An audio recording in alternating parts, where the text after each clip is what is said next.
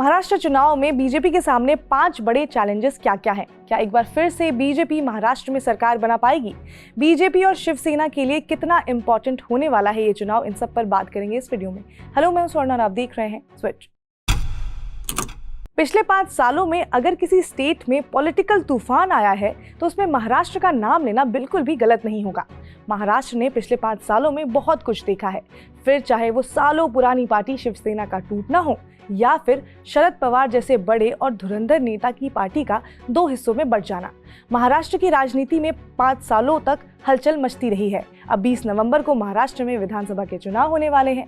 2024 में लोकसभा के चुनाव हुए थे जिसमें बीजेपी के गठबंधन को 2019 की तुलना में कम सीटें आई थी। इस लोकसभा चुनाव में कांग्रेस को 13, बीजेपी को 9, उद्धव ठाकरे की जो शिवसेना है उसे 9, एनसीपी को 8, अजित पवार की जो एनसीपी है उसे 1, शिवसेना जो कि एकनाथ शिंदे वाली है उसे 7 और 1 सीट इंडिपेंडेंट कैंडिडेट के खाते में आई थी। इस लोकसभा चुनाव में महाराष्ट्र में बीजेपी को नुकसान हुआ था, तो बीजेपी ऐसा बिल्कुल भी नहीं चाहेगी कि ऐसा कुछ विधानसभा चुनाव में भी हो। तो आगे आने वाले चुनाव में बीजेपी के सामने 5 बड़े चैलेंजेस क्या क्या होंगे, इसको समझेंगे इस वीडियो में। तो इसमें सबसे पहले नंबर पर आता है नॉर्थ महाराष्ट्र पर दोबारा पकड़ बनाना।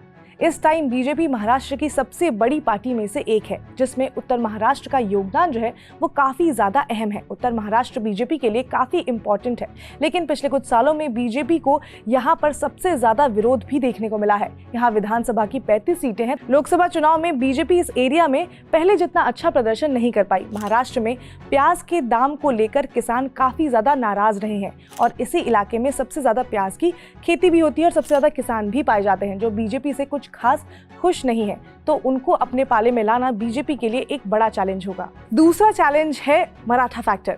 मनोज जरांगे जो मराठा रिजर्वेशन को लेकर आवाज उठाते रहे हैं, उन्होंने महाराष्ट्र में बीजेपी के अगेंस्ट मोर्चा खोल लिया है।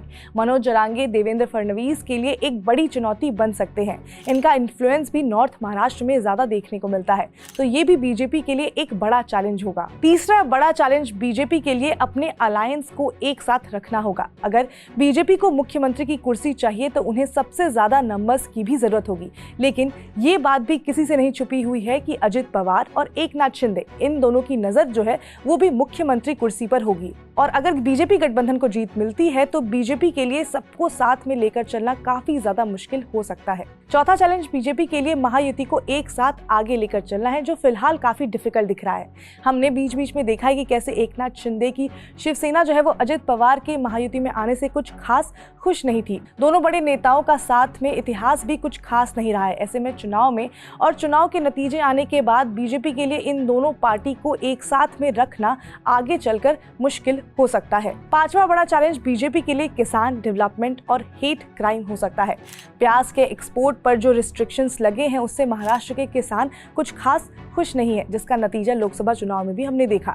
इसके अलावा हेट स्पीच के मामले में भी महाराष्ट्र का नाम जो है वो सबसे ऊपर के राज्यों के साथ जुड़ा हुआ है। इसके अलावा राज्य में पिछले 5 सालों में सरकार गिरती रही, फिर सरकार बनती रही, जिस हिसाब से जो पिछले 5 साल में एक सरकार ढंग से काम नहीं कर पाई, जिससे कि हो सकता है कि जनता जो है वो उससे खुश ना हो, क्योंकि उनके हिसाब का काम नहीं हुआ, क्योंकि जनता ने जिसे चुना उसके बाद वही उठापटक हुआ, इक्वेशंस चेंज हुए, फिर सरकार बनी, सरकार गिरी। तो पिछले 5 सालों में महाराष्ट्र में यही सब होता रहा, जिससे कि जो जनता है उनके लिए जो काम हो सकता था वो उस हिसाब से नहीं हुआ जिस हिसाब से होना चाहिए। तो हो सकता है कि ये भी एक बड़ा फैक्टर महाराष्ट्र की जनता के बीच में हो, जिससे कि जो जितनी भी पॉलिटिकल पार्टीज़ हैं, स्पेशली अगर हम बीजेपी की बात करें, उन्हें जो वोटर्स हैं उनको इन्फ्लुएंस करना उनके लिए थोड़ा सा डिफिकल्ट हो सकता है। अब देखना ये होगा कि बीजेपी उनको कैसे इन्फ्लुएंस करती है और कैसे जनता तक अपनी बात पहुंचाती है। फिलहाल जितनी भी पॉलिटिकल पार्टीज़ हैं महाराष्ट्र में वो काम में जुट गई है। इलेक्शन कैंपेन्स जो हैं वो काफ़ी ज़्यादा बढ़ चढ़ कर हो रहे हैं, जिसमें सभी जितनी भी पार्टियां हैं वो ये दावा कर रही हैं कि वो आगे जो सरकार बनेगी महाराष्ट्र में उसमें बहुत अच्छे से काम करेंगी। तो अब ये देखना इंटरेस्टिंग होगा कि जो महाराष्ट्र के जो रिजल्ट्स होते हैं वो किस तरह के होंगे। तो महाराष्ट्र इलेक्शन पर हम सभी अपडेट आपको देते रहेंगे। आप जुड़े रहिए स्विच के साथ। इसके साथ ही अगर आपको ये वीडियो इन्फॉर्मेटिव लगी हो तो लाइक करें, शेयर करें, सब्सक्राइब करें स्विच को।